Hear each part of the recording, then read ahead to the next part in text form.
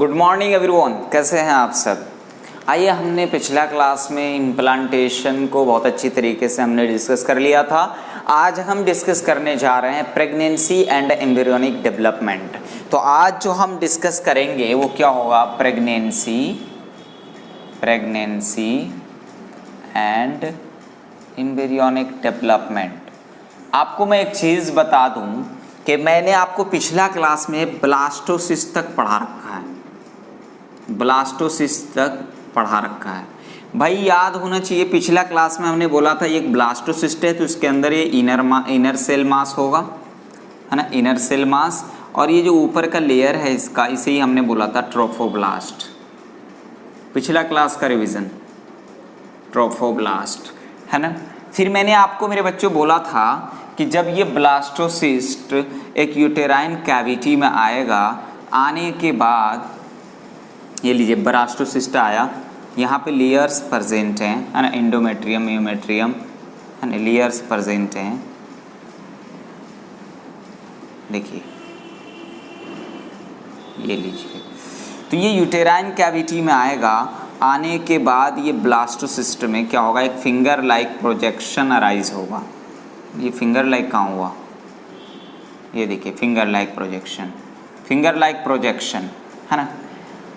तो ये finger like projection को ही हम बोलते हैं विलाई। क्या बोलते हैं, विलाई। अभी हम बहुत अच्छी तरीके से डायग्राम ड्रॉ करने वाले हैं, है ना। इसे हम बोलते हैं एम्ब्रियो, है ना।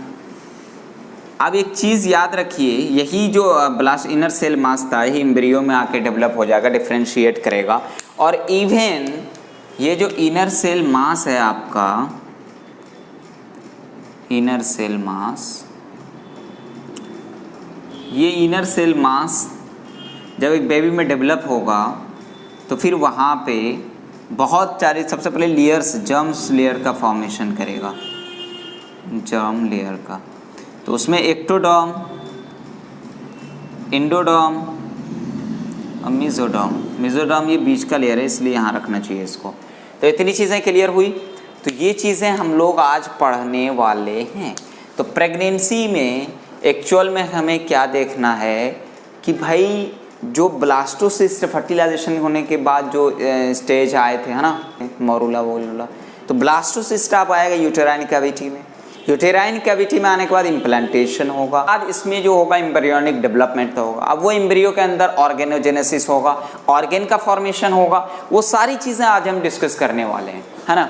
तो ऑर्गेन, पहले कौन सा ऑर्गेन कब फॉर्म होगा, वो चीज़ें अभी हम सारी चीज़ें डिस्कस करेंगे, ठीक है। उसके बाद हम लोग देखेंगे एम्ब्रियोनिक डेवलपमेंट। तो एम्ब्रियोनिक डेवलपमेंट में हम लोग ये देखने वाले हैं कि भाई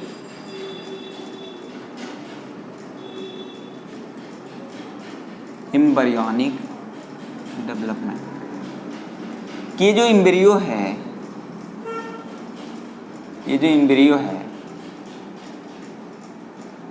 ये जो डेवलप करेगा तो इसको नॉरिशमेंट कहाँ से आना है। डेवलप करने के लिए नॉरिशमेंट चाहिए, ऑक्सीजन चाहिए। बाद में ये क्या रिलीज करेगा, कार्बन डाइऑक्साइड, वेस्टेज मटेरियल। तो भाई एम्ब्रियो के पास जिसके थ्रू ऑक्सीजन और फूड वगैरह आता है, ऑक्सीजन और फूड यानी न्यूट्रिएंट्स जिसके थ्रू आता है, उसे हम बोलते हैं अम्बिलिकल कॉर्ड। क्या बोलते हैं, अम्बिलिकल कॉर्ड। तो मदर की बॉडी से ऑक्सीजन और न्यूट्रिशन लाके देने वाला अम्बिलिकल कॉर्ड।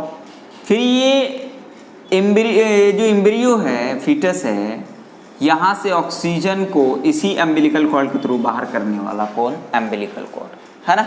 समझ में आया बात। तो अम्बिलिकल कॉर्ड यहाँ पे क्या काम कर रहा है, ट्रांसपोर्टेशन का एम्ब्रियो के लिए।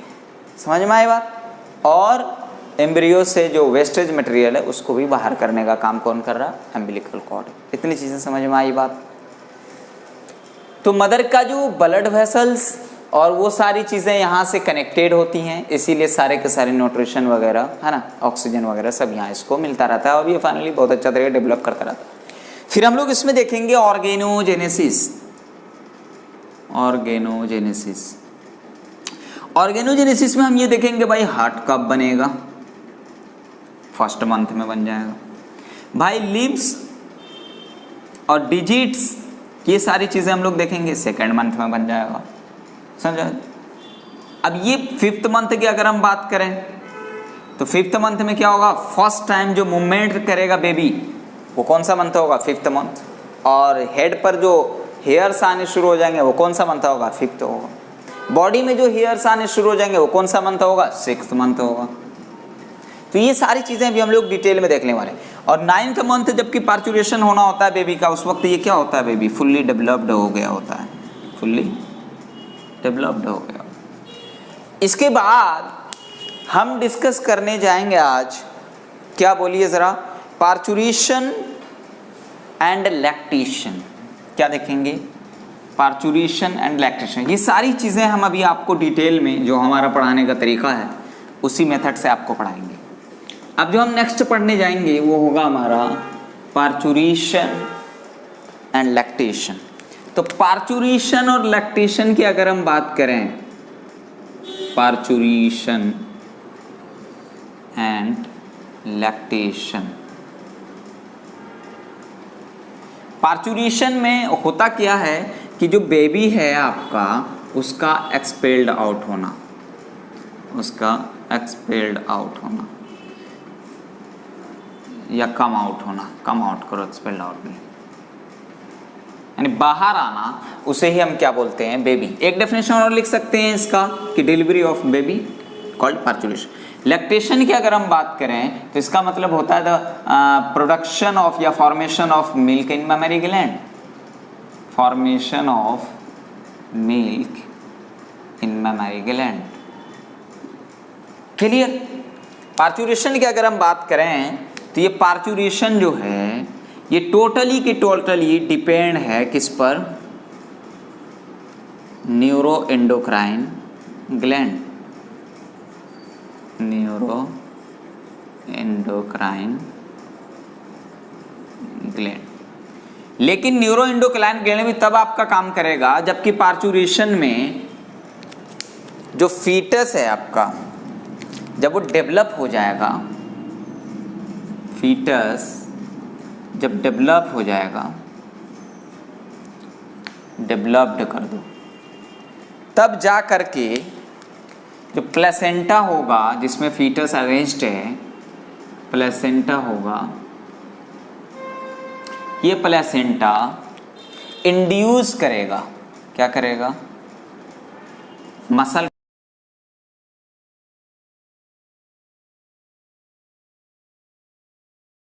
Ejection reflex. क्या होगा, इजेक्शन रिफ्लेक्स।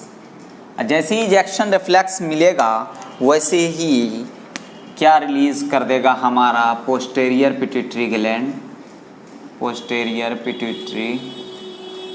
पिट्यूटरी ग्लैंड, बोलिए ज़रा, ऑक्सीटोसिन। जब ऑक्सीटोसिन रिलीज हो जाएगा तो समझिए कि डिलीवरी ऑफ बेबी भी हो ही जाएगा, डिलीवरी ऑफ बेबी भी हो जाएगा।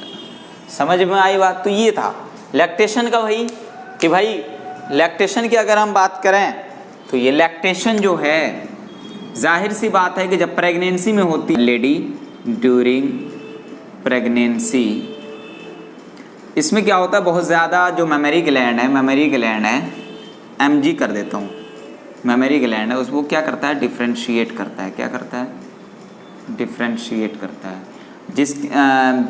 डिफ्रेंशिएट करता है ड्यूरिंग प्रेगनेंसी, ठीक है।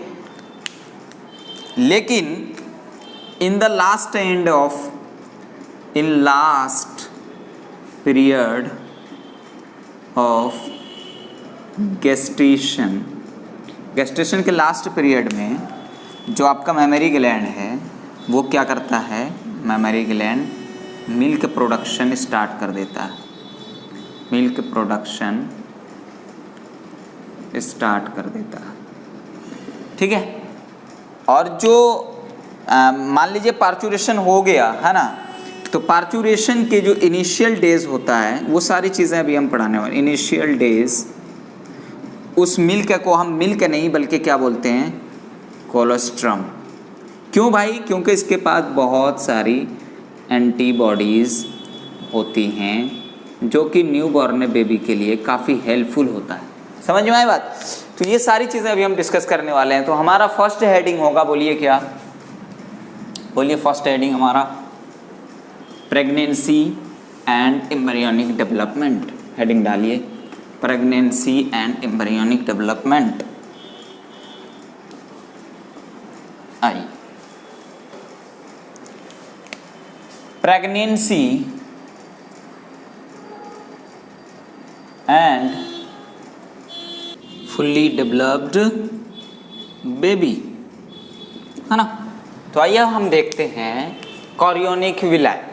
कॉरियोनिक विलाय की अगर हम बात करें, वही चीज़ है जो अभी भी बताया आपको। Trophoblast layer gives rise finger like projection, क्योंकि ब्लास्टोसिस्ट जब यूटेराइन कैविटी में आया था तो वो ब्लास्टोसिस्ट का जो ऊपर का लेयर था, है ना, आउटर लेयर, उसे हम क्या बोल रहे थे, ट्रोफोब्लास्ट। तो ट्रोफोब्लास्ट में से फिंगर लाइक प्रोजेक्शन राइज होते हैं। ठीक है, वही चीज़ है कि trophoblast layer gives rise like finger like projection, उसे ही हम क्या बोलते हैं, विलाय, यानी कॉरियोनिक विलाय।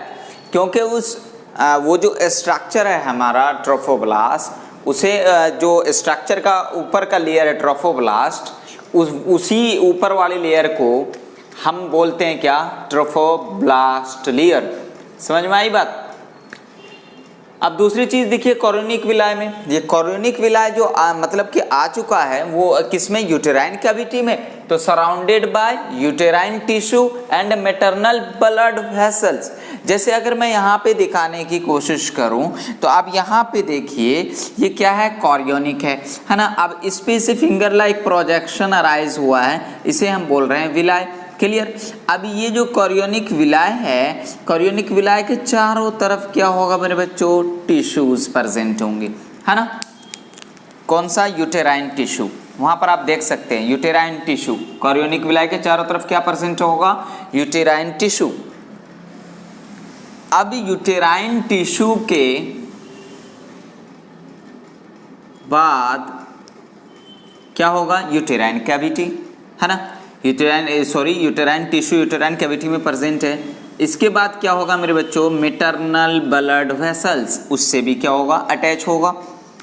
तो अब वही चीज़ें आप देखिए कि chorionic विलाय surrounded by uterine tissue and maternal blood vessels. Clear? Chorionic villi and uterine tissue दोनों मिलकर के प्लेसेंटा बनाता है, ये चीज़ हम जानते हैं। जो कॉरियोनिक विलाय है ना, और वो और उसके बाद यूटेराइन टिश्यू जो है, यानी यूटेराइन कैविटी का जो इंटर वाला पार्ट है, उसमें ही अटैचमेंट होना किसका, ब्लास्टोसिस्ट का, उसे ही हम क्या बोलेंगे, बोलिए ज़रा, उसे ही हम बोलेंगे प्लेसेंटा। तो वही चीज़ है, chorionic villi and uterine tissue integrate to form placenta.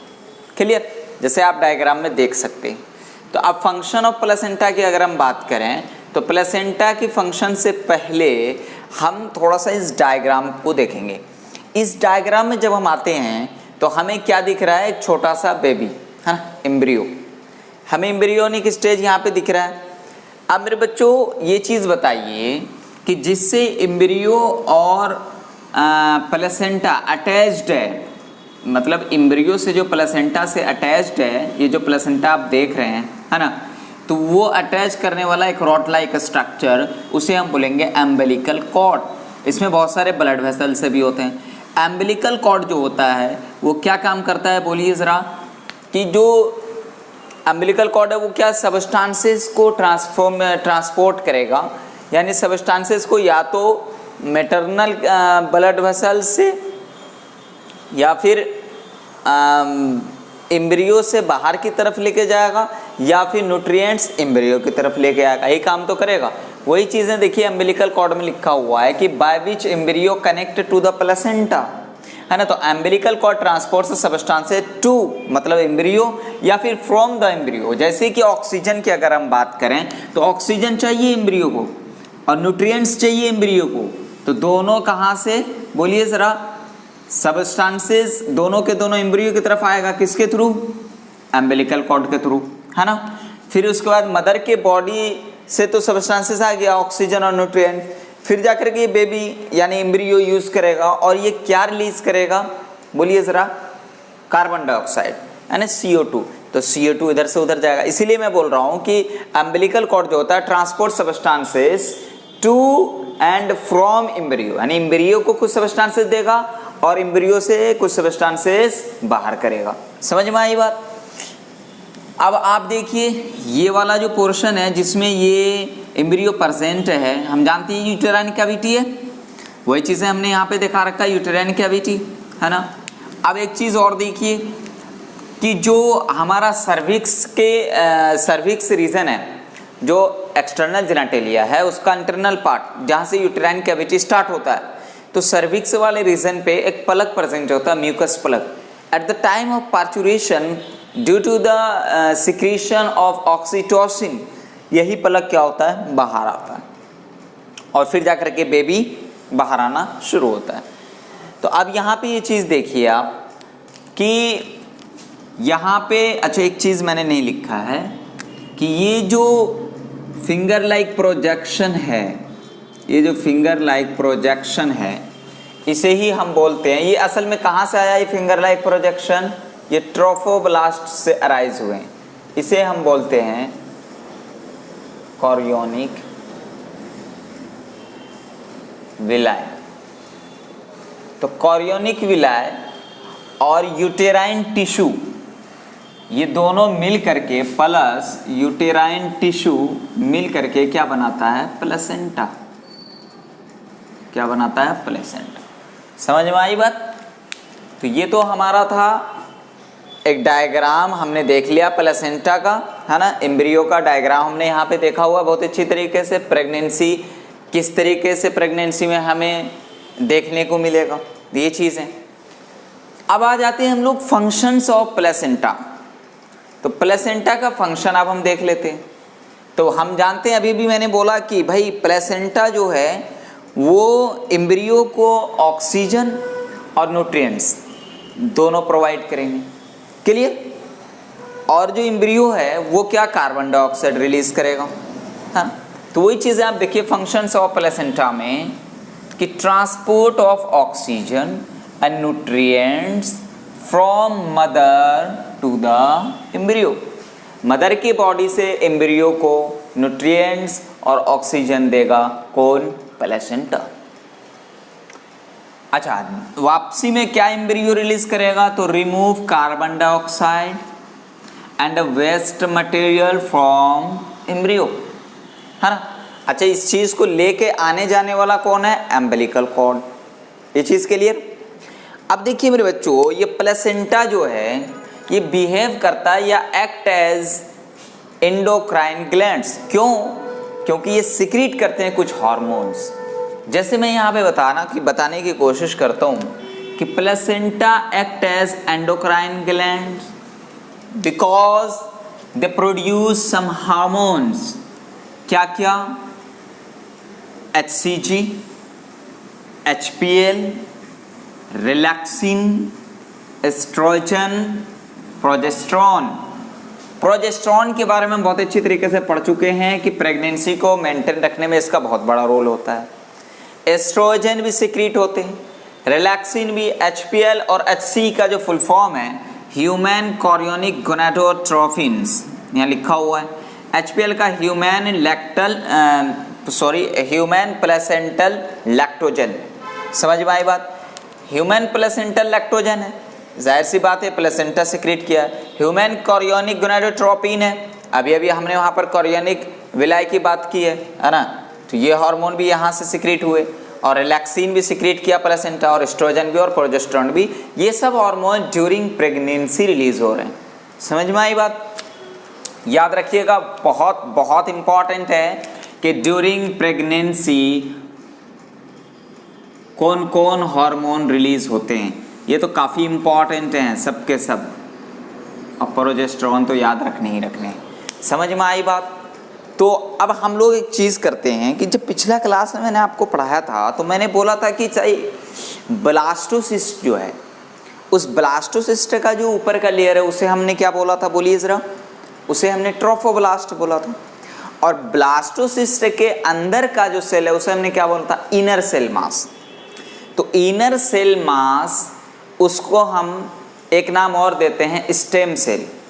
Stem cell उसको कहते हैं जिसके पास ये कैपेसिटी हो, जिसके पास इतनी पोटेंसी हो कि वो सेल भी, टिश्यू भी, ऑर्गेन भी फॉर्म कर सकते हैं with the help of differentiation. समझ में आई बात?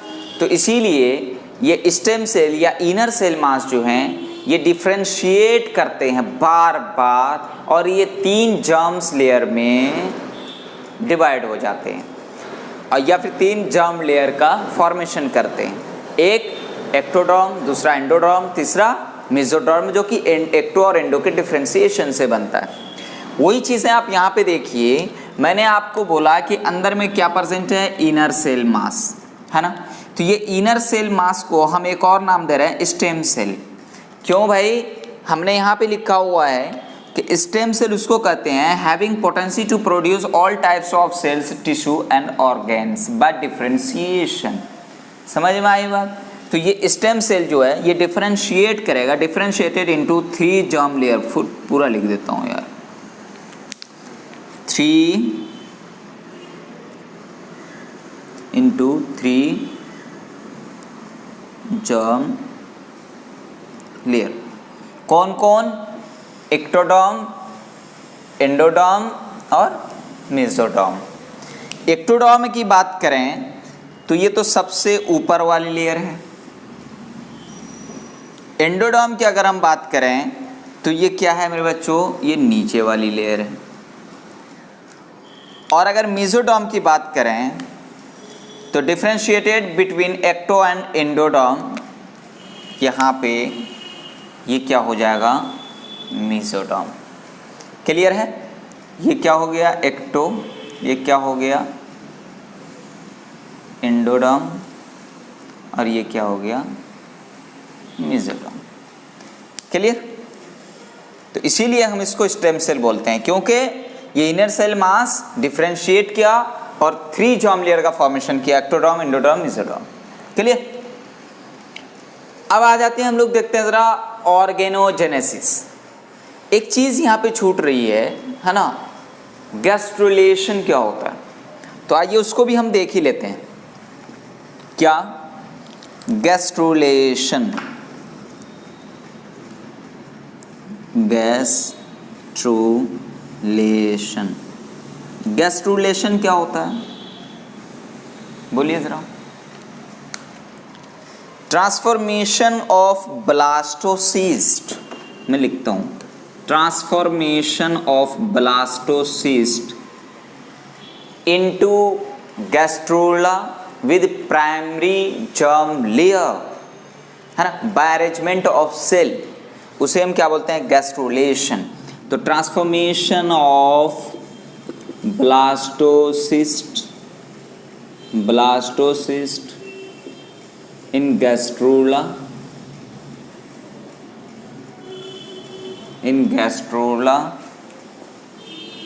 with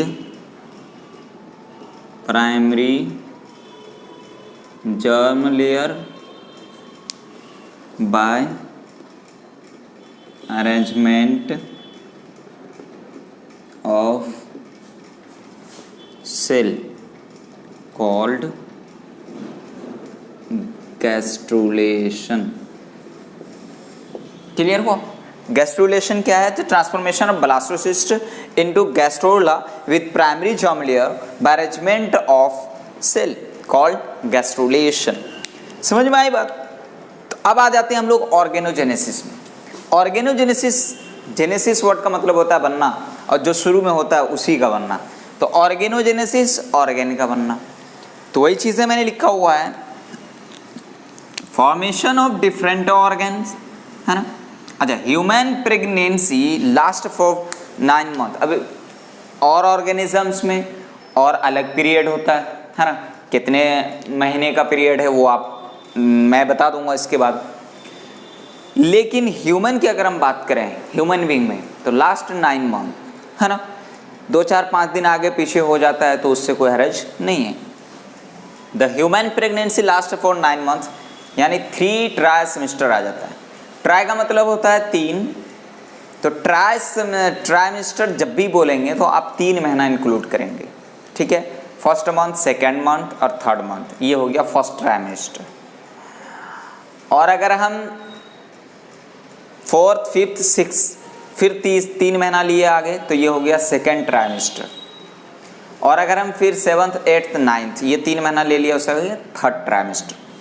तो वही चीज़ें हमने यहाँ पे किया हुआ है, first trimester, second trimester and third trimester, ये 9 मंथ को हमने यहाँ पे ये बताया हुआ है। तो भाई कौन ऑर्गन का कब फॉर्मेशन होगा वो चीज़ हमें इसमें बताना है। तो आप यहाँ पे देख सकते हैं कि फर्स्ट ट्राइमेस्टर यानी फर्स्ट मंथ, सेकंड मंथ और 12 वीक, 12 वीक का मतलब हुआ थर्ड मंथ, ठीक है। फर्स्ट मंथ में उस एम्ब्रियो के अंदर सबसे पहले हार्ट का फॉर्मेशन होगा। तो ये याद रहे कि ट्राइमेस्टर में फर्स्ट मंथ में क्या हार्ट बनता है, याद रहे क्या बनता है, हार्ट बनता है। अगर सेकेंड मंथ की अगर हम बात करें तो लिम्स और डिजिट्स, है ना, ये डिजिट्स का फॉर्मेशन होता है।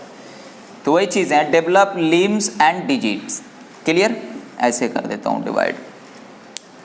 12 वीक की बात करें मतलब कि जब फर्स्ट ट्राइमेस्टर कंप्लीट होगा, यानी कि in the end of third month, ठीक है। तो वही चीज़ है, तो major organ system form, major जो ऑर्गन सिस्टम है हमारा वो बन जाएगा।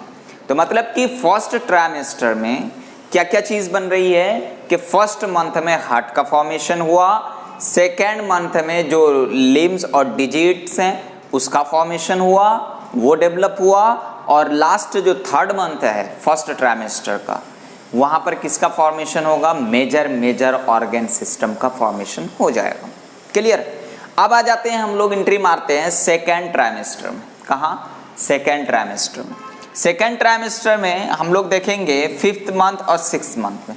फिफ्थ मंथ की अब बात करें तो फर्स्ट जो बेबी यानी वो मूवमेंट करेगा वो कौन सा होगा, 5th मंथ। यानी कि अगर बेबी माँ के पेट में अगर थोड़ा भी मूवमेंट शो किया तो आप समझ जाएं कि कौन सा मंथ चल रहा है, 5th मंथ चल रहा है। तो first movement and hairs on head, तो सबसे 5 महीने के बाद उस बेबी के अंदर उसके हेड पर हेयर्स भी आ चुके होंगे और वो थोड़ा सा मूवमेंट भी शो करेगा, क्लियर। माँ अच्छी तरह जानते हैं इस चीज़ को, है ना। हमारी माँओं का लाख लाख शुक्रिया, उन्होंने 9 महीने हमारी परवरिश की। आइए ये खुदा की कुदरत है।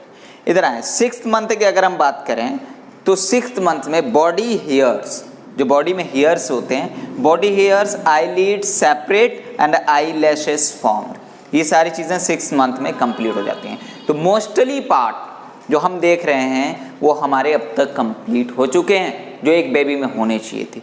अब फिर हम थर्ड ट्राइमेस्टर की बात करें, मतलब 9 मंथ की अगर हम बात करें तो 9 मंथ में तो हमें क्या होगा मेरे बच्चों, इससे 6th मंथ से इधर फिर यही चीज़ें आगे और डेवलप करती रहेंगी और आप क्या देखेंगे कि थर्ड ट्राइमेस्टर या 9 मंथ में एक फुल्ली डेवलप्ड बेबी आपको दिखेगा, इवन वो दुनिया में भी आ जाएगा। समझ में आई बात। तो इतनी चीज़ें समझ में आई। अभी तक हमने क्या क्या देख लिया, ज़रा 1 मिनट और दीजिए। कॉरियोनिक विला हमने देखा, ट्रोफोब्लास्ट का जो फिंगर लाइक प्रोजेक्शन उसने अराइज किया था उसे हम क्या बोलते हैं, ट्रोफोब्लास्ट। कॉरियोनिक विला जो होता है वो सराउंडेड होता है यूटेराइन टिश्यू और मैटरनल ब्लड्स, क्लियर है। कॉरियोनिक विला और uterine cavity, uterine tissue, chorionic villa uterine tissue मिलकर के प्लेसेंटा का फॉर्मेशन करता है। प्लेसेंटा कुछ हार्मोन रिलीज करते हैं, इसीलिए हम बोल रहे हैं कि वो एक्ट करता है इंडोक्राइन ग्लैंड जैसा। कौन कौन हार्मोन था, HCG, HPL, relaxin, oestrogen, progesterone. Full form याद रखेंगे आप। फिर उसके बाद मैंने बोला कि जो ब्लास्टोसिस्ट था उसका अपर लेयर को तो हमने क्या बोला था, बोलिए जरा। उसके अपर लेयर को हमने बोला था ट्रोफोब्लास्ट, बस उसके अंदर जो परसेंट था वो था इनर सेल मास। तो इनर सेल मास को हमने स्टेम सेल भी बोला क्योंकि ये इनर सेल मास जो होता है वो डिफ्रेंशिएट करता है और 3 जर्म लेयर का फॉर्मेशन करता है, एक्टोजर्म लेयर, है ना, एंडो और मेसो, क्लियर। आपको मैंने बता दिया वो सारी चीज़ें। फिर एक चीज़ें हमसे छूट रही थी वो है गैस्ट्रुलेशन। तो गैस्ट्रुलेशन क्या होता है बोलिए ज़रा, कि transformation of blastocyst into gastrula, है ना, with the primary germ layer है ना, प्राइमरी जर्म लेयर के साथ by the arrangement of cell called gastrulation. फिर हमने ऑर्गेनोजेनेसिस की बात की, मतलब ऑर्गेन का फॉर्मेशन होना, और कौन ऑर्गेन कौन से मंथ में फॉर्म होगा वो चीजें हम लोगों ने यहाँ पे देखी है। तो इसलिए इस सारी चीजों को आपको याद रखना है। आपको याद रखना है कि फर्स्ट ट्राइमेस्टर में कितने महीने आते हैं, सेकंड में कौन से महीने आते हैं, और थर्ड ट्राइमेस्टर में कौन से महीने आते हैं, और आपको याद रखना है कि कौन से ऑर्गेन का फॉर्मेशन कौन से मंथ में हो रहा है। समझ में आई बात? तो हमारा अगला हेडिंग जो होगा वो होगा, बोलिए जरा क्या, अब हमारा जो अगला हेडिंग होगा वो होगा पार्चुरेशन एंड लैक्टेशन। लास्ट शायद हमारा हेडिंग है, इसके बाद ये चैप्टर कंप्लीट। तो आइए हम लोग नेक्स्ट हेडिंग डालते हैं, parturition and lactation. Parturition and lactation.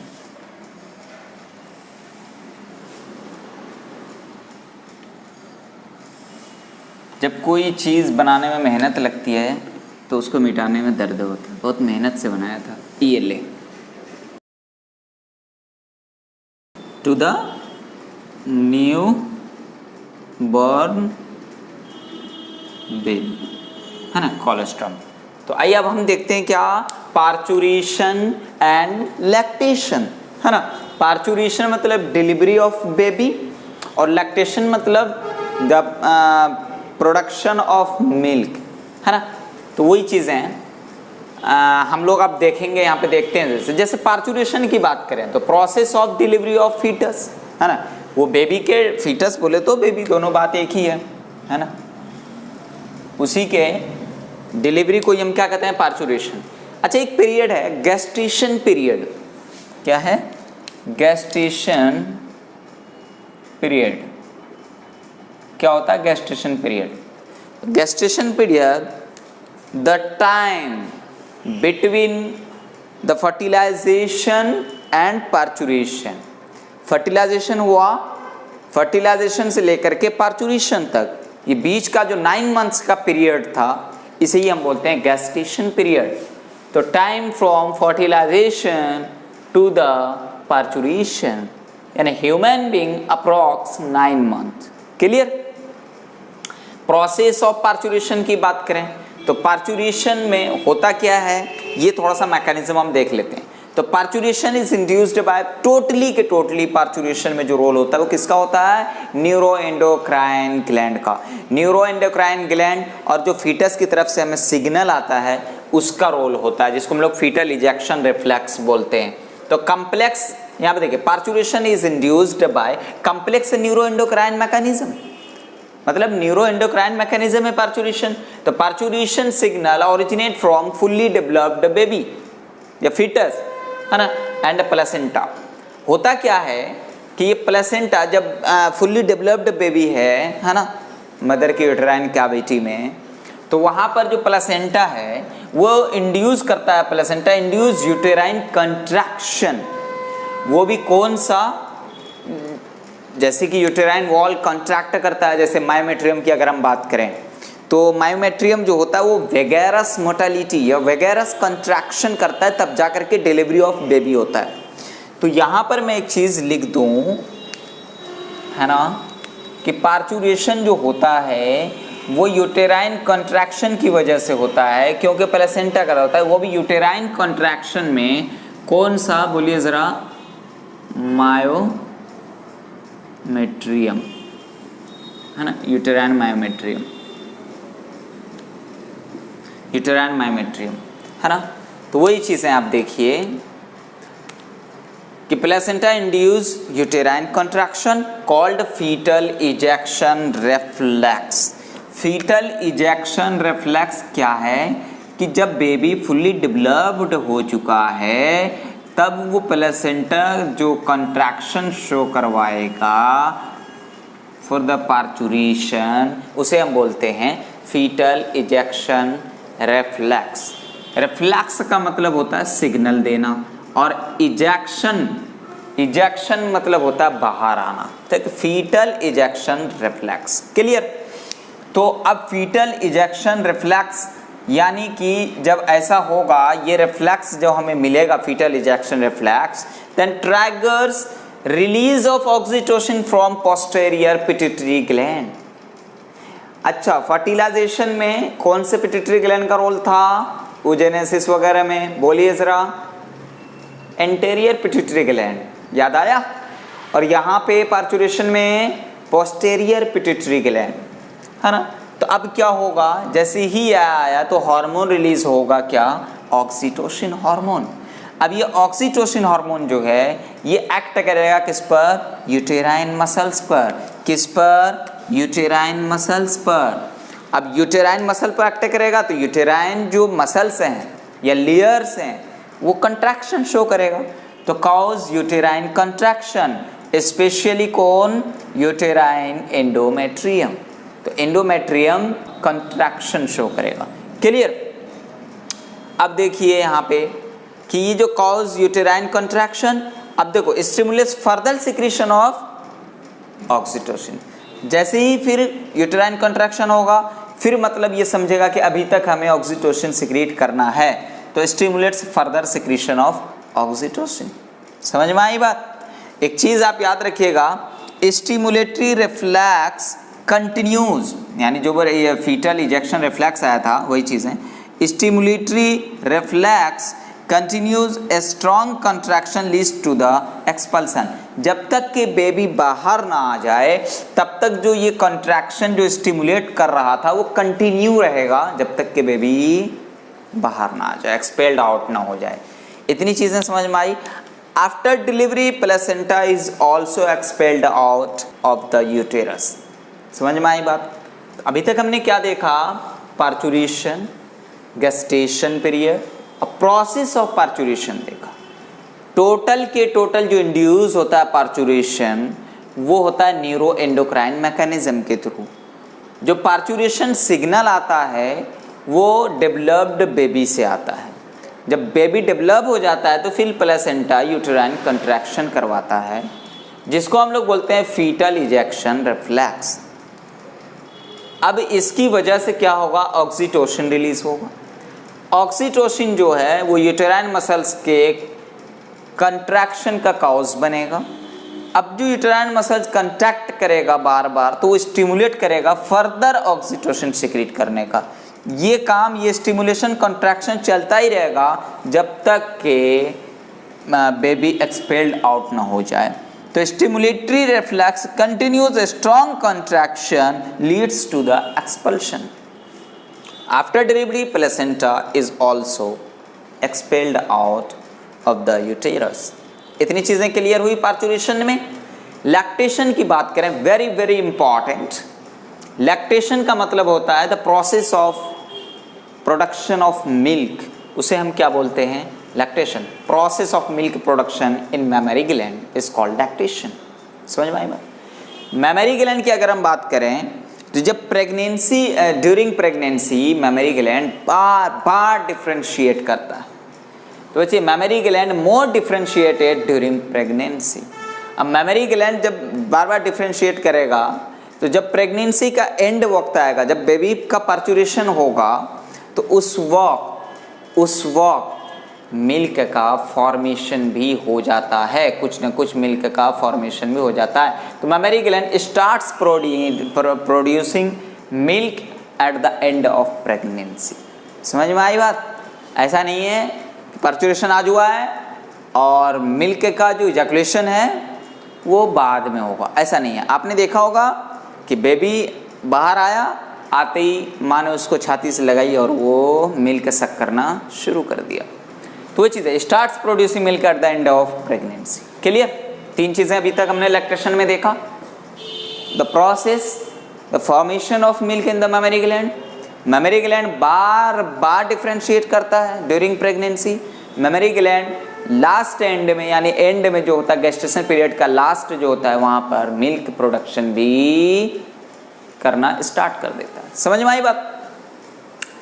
अब इनिशियल डेज जो होता है, जैसे अभी पार्चुरेशन हुआ, अभी से लेकर 2, 4, 5 दिन तक, 10 दिन तक, जो इनिशियल डेज होता है इसका जो मिल्क होता है उसको हम लोग क्या बोलते हैं? कोलोस्ट्रम। क्या बोलते हैं? Initial days of lactation called colostrum. क्या बोलते हैं? कोलोस्ट्रम। कोलोस्ट्रम क्यों बोलते हैं? क्योंकि इसके पास contain several antibodies which is very helpful for the immunity strongness, है ना, for the provide immunity, है ना, in the newborn baby। समझ में आई बात? तो न्यू बॉर्न बेबी के इम्यूनिटी को स्ट्रॉन्ग करने के लिए, उसको यूँ कह सकते हैं, उसको फुल्ली एक डिजीज़ रेजिस्टेंट करने के लिए क्या करना होगा, हमें कोलेस्ट्रम प्रोवाइड करना होता है। तो इसीलिए जब बच्चे किसी को गोद लेते हैं तो वो इनिशियल डेज में नहीं लिया जाता कि आज ही जन्म हुआ है आज ही गोद ले लो, अब तुम डब्बे के दूध पिलाना शुरू कर दो, तो बच्चा नुकसान हो जाएगा बच्चा का। समझ में आई बात? तो माँ के पास उसको कम से कम 5 से 10 दिन रहना पड़ेगा, ताकि वो जो कोलेस्ट्रम है वो उसकी माँ ही दे सकती है और कोई नहीं दे सकता। समझ में आई? वही चीज़ है, colostrum contains several antibodies and which provide immunity to the newborn baby। इतनी चीज़ें क्लियर है? तो चलिए बच्चों, हम लोग फिर मिलते हैं ना अगले क्लास में एक नए चैप्टर के साथ। Our next chapter is reproductive health. Clear? तो शायद आज का लेक्चर आपको पूरी अच्छी तरीके से समझ में आ गया होगा।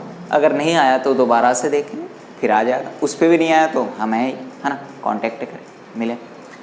तो चलिए आज का लेक्चर हम यहीं रखते हैं, और हम यहाँ पे आज क्या कर रहे हैं, चैप्टर एंड। कौन सा चैप्टर था ये? 3rd। नेक्स्ट चैप्टर हमारा क्या होगा? रिप्रोडक्टिव